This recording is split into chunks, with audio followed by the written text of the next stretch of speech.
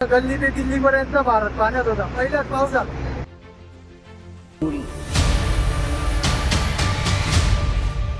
आणि दरवर्षी करोड रुपये खर्च होता. मग जाता कुठं तुमचे? कोणती गोष्ट चांगली आहे बुवा दाखवा मला. पण बोलत नाही.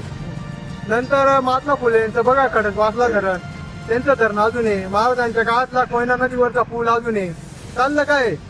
तेच जाऊ द्या. इंग्रजांना ज्यांना 150-200 वर्ष आपल्या देशावर राज्य केलं, ज्यांना आपण दिवसभर पोहोचत राहतो, इतक्या त्यांची हिस्ट्री वाचतो, सगळं माहिती. पण त्यांना बी माहिती होतं की भ्रष्टाचार कुठे करायचा आणि कुठे करायचा नाही बुवा.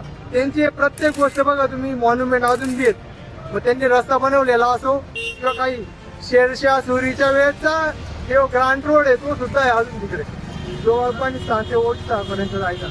आपल्याकडे काय टिकतं त्याचा विचार करा. आणि हे जे इन्फ्रास्ट्रक्चरचं डिपार्टमेंट आहे ना, याच्यात सर्वात जास्त पैसा खर्च केला जातो. पूर्ण भारतात सर्वात जास्त पैसा खर्च केला जातो या डिपार्टमेंटमध्ये. तरी सुद्धा अजूनपर्यंत काही व्हायला तयार नाही.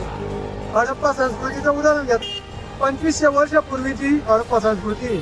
तेव्हा बघा तुम्ही किती सिस्टमॅटिक वेने तुम्ही तिथे बघू शकता शहर वसलेली होती. मग तुम्ही ते बिझनेस कॉरिडॉर म्हणा, रोड म्हणा, सगळ्या गोष्टी. आपल्याकडे काय आहे?